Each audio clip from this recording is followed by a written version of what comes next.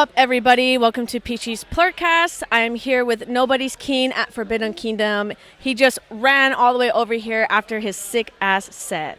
How are you feeling today? Another day in paradise, but this is honestly years of praying to be here and to do exactly what we're doing now. And just seeing it all come to fruition is such an insane experience. Awesome. So originally, what got you started into wanting to produce EDM? Like, did you go to a show? You heard a song? Honestly, and don't rag on me for this one, I went to my first show, which was Life in Color in Miami, and I just had such a fun time. Like, it just felt like everybody was just so happy and just open and down to be there and down to enjoy life for what it was. And ever since I got bit by that bug, I was like, I want to be a part of this. And I didn't know I wanted to produce yet, but I knew I wanted music to be such a core part of like the rest of my life. And what made Forbidden Kingdom being the festival that you've been wanting to play at? I mean, Forbidden was my very first festival ever, 4 or maybe 5 years ago, and I played on a little side stage dragon thing, and it happened a couple months after I started DJing in public, and I knew it was what I wanted to do forever. I wanted to give people the feeling that I got my first festival, feeling like just accepted and loved and just greasy music to just be with your friends with and just enjoy everything that sound has to offer. And if you could put a label or a title on the music that you're currently producing, what would you say it is? I don't know, like it feels like this week has been really crazy for me. Like I made 2 songs and it feels like everything that I've done in my life has built up to this one particular moment, and it just feels like it's my signature on what sound is. And I never felt that before until now, and it just feels like every decision I ever made brought me to right here, right now, and it's finally actually happening. And it just feels like a signature. Like, I don't know how to explain it, but it just feels like I've signed off on it. It's just you. Yeah. And what was the first? Is this the first festival you've gotten to play at?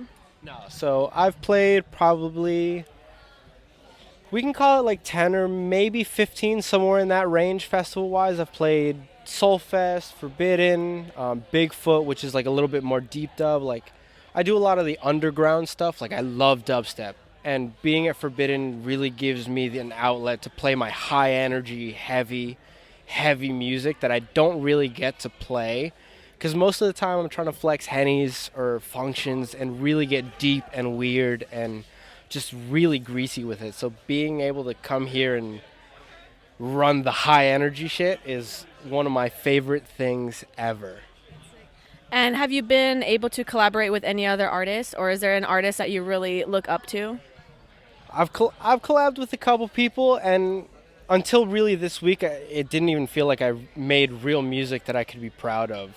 But something happened this week where something clicked and it flipped that switch, and it feels like it's just flowing now. And like the way I put my set together for this week too, and I draw a lot of my inspiration from Of the Trees. What that guy does with sound is just, I can't explain it. It's just something that, it just hits the tuning fork in me that it's the same exact wavelength that I've always wanted to be a part of or be around or be near. And it's just wild to finally feel like it's actually happening, to be able to like create based on the inspiration of others and what they've shown me to be able to create. And if you could choose any festival to headline at, which festival would it be? Honestly, I think it's this one. I think it's Forbidden. I think I got my start here. This is the festival I've played the most, excuse me. And there's just something about it, like I really try and tie in the brand with everything that I do, and not to be that guy, but if I'm nobody's king, this is the Forbidden Kingdom for it, you know? And how did you come up with your artist name? That one goes deep. It felt like there were adults around me and people and presidents and kings and queens, and nobody really like you couldn't walk up to anybody and be like, why are we here? Why are humans living like this? Like, why do we work? Why do we enjoy things? Like, why do we feel emotions, whatever? And it just felt like nobody really knew how the ship was being guided. Like, there wasn't like anybody that was like, oh, I have a definitive answer. Like, nobody's king here. Nobody's better than anybody. Nobody's more powerful than anybody. Like, people are just, we're all equal and we run it, and fuck. And it's just, we're here to make it better for everybody else. Because life's tough. Like, it has tough moments, but then you have moments like this where it's like, this is why you went through all of that. And, like, that's me. I love that. That's so beautiful. Thank you for getting deep with that. And I agree with you on we're all humans. We're all here doing the experience. So trying to make it better for everybody. Nobody's better than anyone. I love that. So let's see. I'll have to cut that a little bit. No sweat. Let's see. Outside of the music you produce, what other genres of EDM do you enjoy? Honestly, I like every kind of music. Like, anything from, like, classic rock and metal to house, techno, like, anything that just sounds good hits me so deep. Like, it's just something about the frequency and the sounds that it's just such a seasoning in life to, like, be able to use a sense like hearing to just make things better or control your emotions or feel sad or, like, let yourself feel great or joy or happy. Like, I love literally anything that sounds good. It's for me. If you could steal any other artist's USB, whose would it be? I'm going back to Up the Trees on that one. I wouldn't even, like, just to see what that guy creates after the profound inspiration he's put in me. Like, just by watching him, like, I don't even know him. Like, just hearing what someone can do with sounds, having it resonate so deeply within myself. Like, he knows something that, like, most people don't. Like, there's just something that he knows about sound and how it can harmonize with you and your body and your emotions. It's expression of the soul. Yeah. And, like, he brings you on a story, and that's, like, the basis of where, like, I try to draw everything into one point to build, like, not a brand per se, but, like, an atmosphere where, like, this is that thing. That's badass. So how do you balance your everyday normal life with your EDM career? Honestly, it's tough, and, like, not to bitch, but, like, I love being busy. I hate feeling like I'm sitting on my phone scrolling, wasting time, wasting my life. Like, life feels long, but we only have we have a small amount of time here together. Like what I would give to have these moments, be able to relive them, is, like, I would give anything for it. But, like, we just, oh shit, I'm so sorry. Can you say the question again? The question is, how do you balance your everyday life with your EDM career? Like, yeah, like, it feels like there's different parts of me. Like, there's a part of me that's very money focused and organized and wants to just, like, be able to survive in this world. And then there's, like, this part of me that's, like, creative and wants to just express and share and give that feeling that I felt the very first festival I went. Like, music saved my life, and being able to try to give that to someone that might not have anything else is just, like, what it feels like for me to do. Like, to give someone a story of, like, feeling good just about themselves. Like, my thing that I want for other people is to want better for themselves. And, like, music is how I can picture that happening.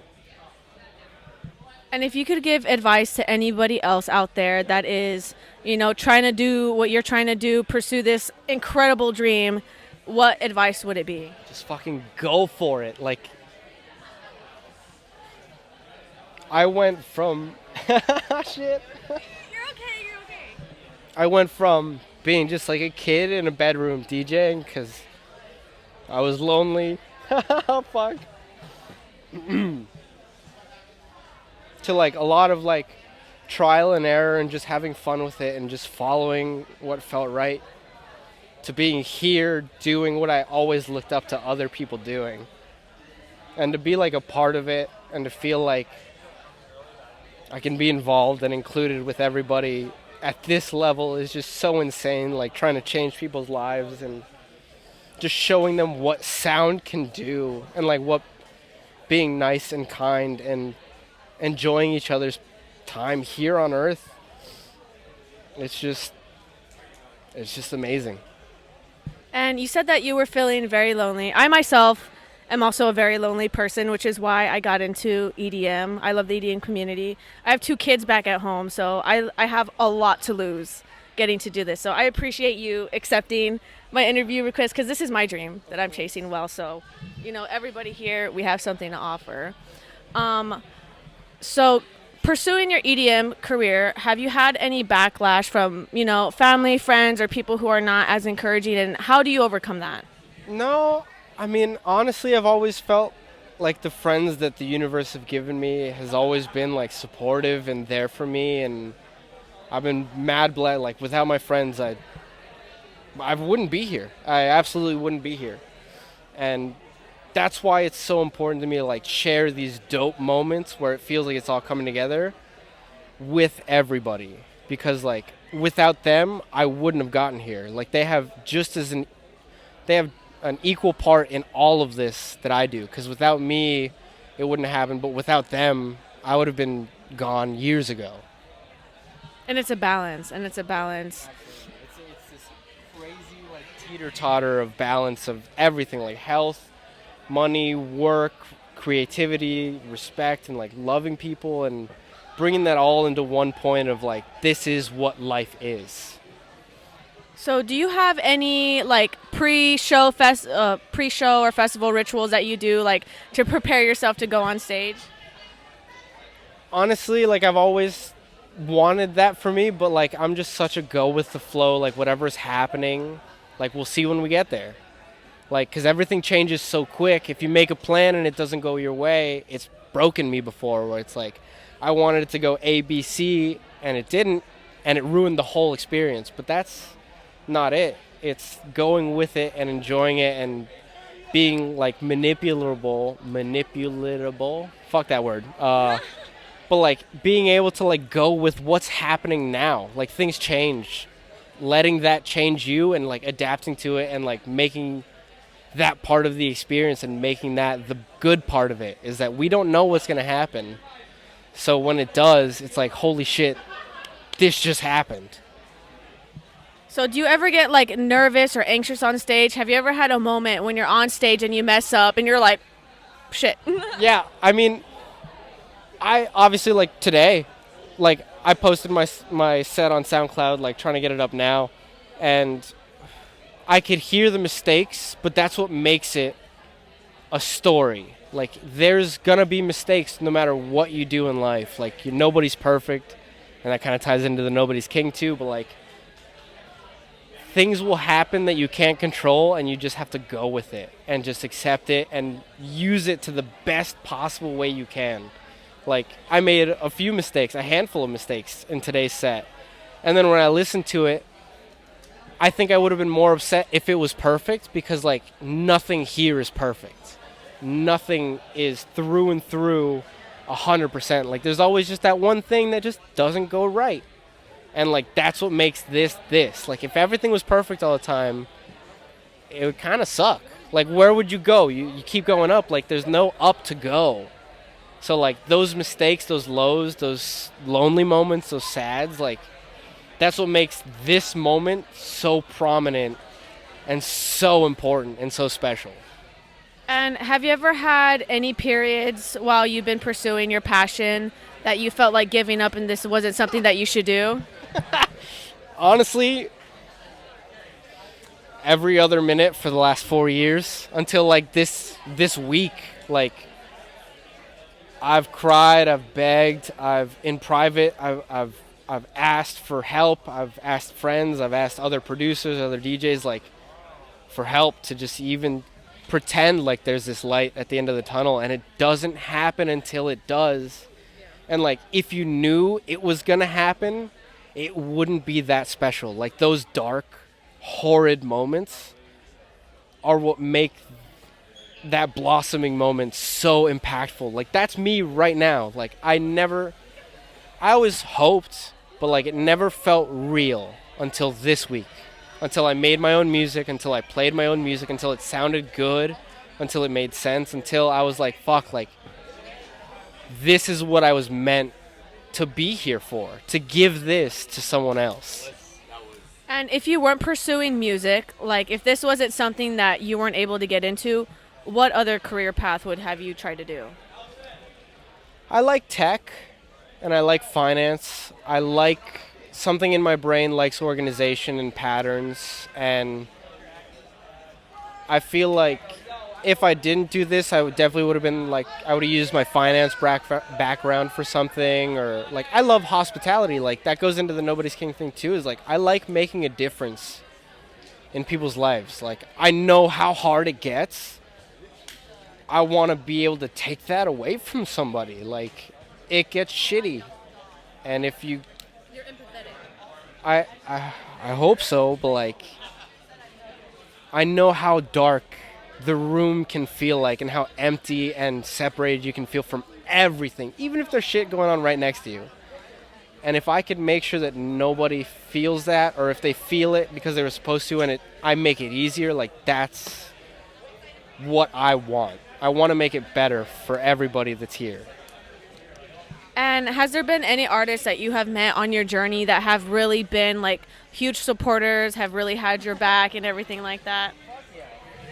I mean, even like the local crew of like Blue and Jay, and even people like when I started years and years ago in Miami with Bonkers, Polly, Goon, huge shout out to him because he's the one that like got me in this.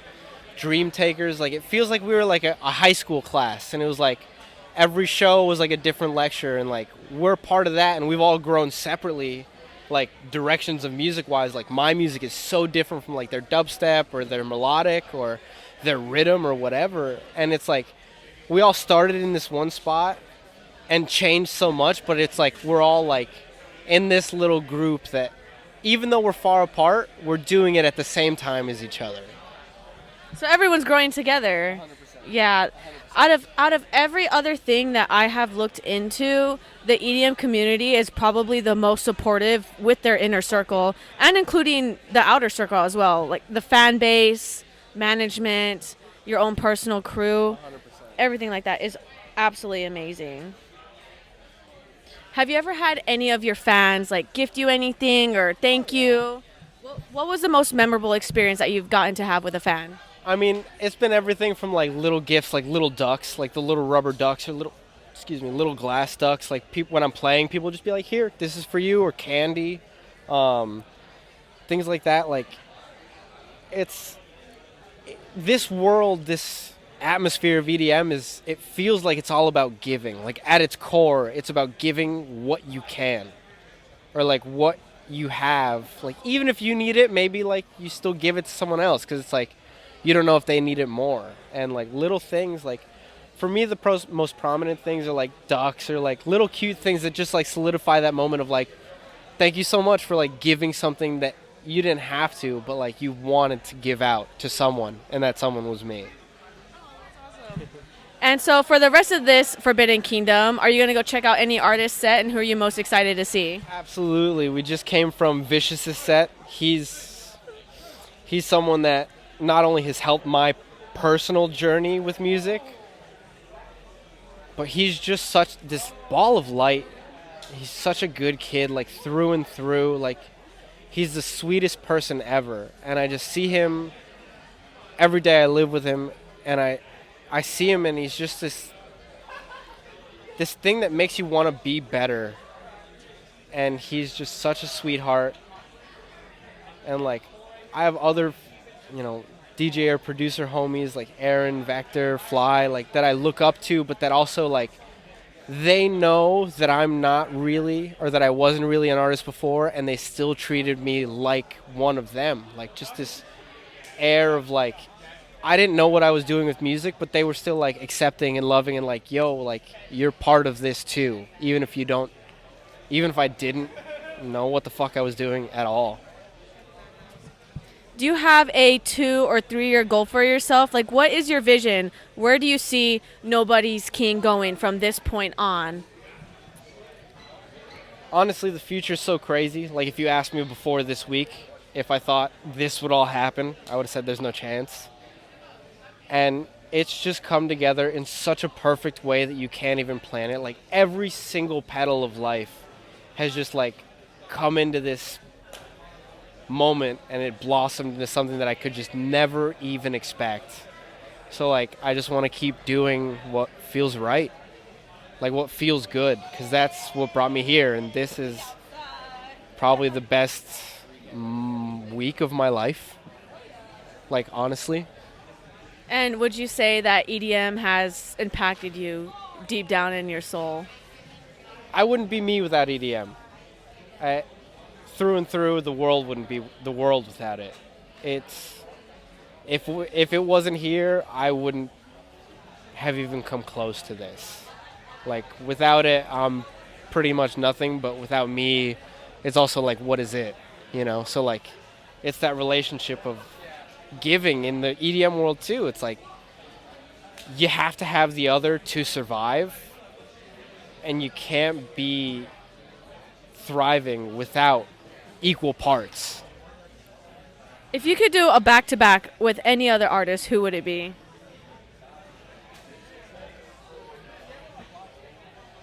I'm really planny with my sets. I like planning it. I want to go in with a plan, and I want to have the songs arranged in like a storyline, like bringing you from point A to point B to point C, and that's the story of each set that I play. So like back-to-backs are always scary for me because if I don't know, it feels like I'm gonna mess it up. But like I'm trying to trust like that it's gonna work out for the better every time, and if it doesn't, there was a learning moment in there that I needed. But dream back-to-back, I gotta go back to Of the Trees. Like he is the craziest, most legendary person, and he's done things with my mind, with sound, that I couldn't even explain. Have you gotten the opportunity to meet Of the Trees yet? I've met him in passing, never anything formal, never first name basis, but there's a couple times I saw him at Oki a couple years ago, and he was just like chilling in the, not Jungle 51, but that other little wooded area with nobody around, just his friend group. And like I was just able to walk up and be like, that set was fucking crazy. Like, thank you. And it was like small, but like just connecting energies for that split moment was, I mean, it meant the world to me. Well, I hope Of the Trees you come and see this podcast interview because you have someone who's really looking up to you. Thank you for being you, because, you got fans that love and appreciate your music. Well, I have something for you. I made you candy. While I was on my way here, I thought it would have been super special. Let me see if I could find it. Where is it? I believe it's this one. Is it? Yeah, it is. Cool. Oh, you're the best. Yeah, I had my 8-year-old little sister make a bunch of candy for the artist, so I was super excited to do this. Sweet. But Thank you yeah. for this. Like, this is awesome. Like, it's just tying into everything else that's just been unfolding perfectly. Like, this is my first time doing this, and it is the coolest thing ever. So thank you. I hope this blows up. I hope the community and your fans and my fans love what we're doing, and I hope to see you maybe in a year from now. We can run back this interview somewhere bigger, somewhere better, and then we can run it back. But thank you for having me. We're at Forbidden Kingdom, and we are checking out. Thank you. Bye.